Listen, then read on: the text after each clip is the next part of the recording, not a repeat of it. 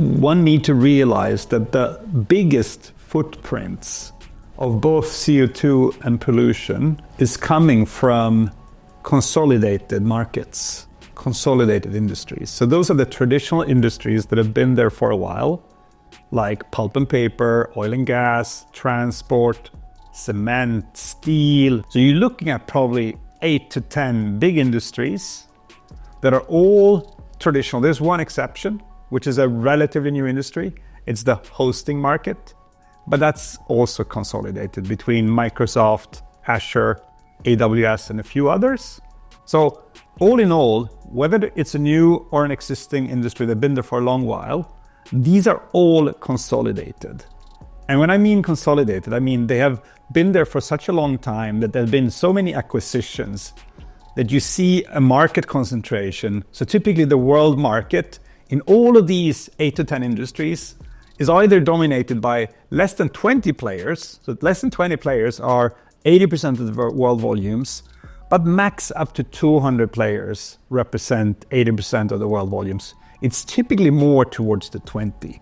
So if you multiply that by 8 to 10, you're looking at a relatively concentrated number of companies that need to represent the big changes going from brown to green. And these consolidated industries have a few things in common, on top of them being consolidated, of course. First of all, they very often sit on quite a few stranded assets.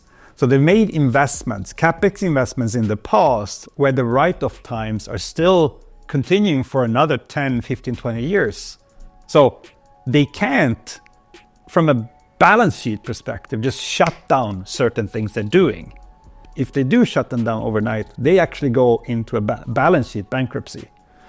The second problem you find in these traditional big companies is short-term incentives. So typically a management team in a fairly large company have a 1-year short-term incentive. So the people in the management team are only rewarded for the outcome of 1 year. Typically a group CEO might have a 3-year STI, so short-term incentive. And this is steering the decision-making significantly. That's why you find a lot of cases where they're not buying. If you can, as a vendor, see these guys would totally benefit from this over a horizon of 20, 30 years. But if it doesn't hit their 1 or max 3-year horizon, it's not a strong motivation for them to buy.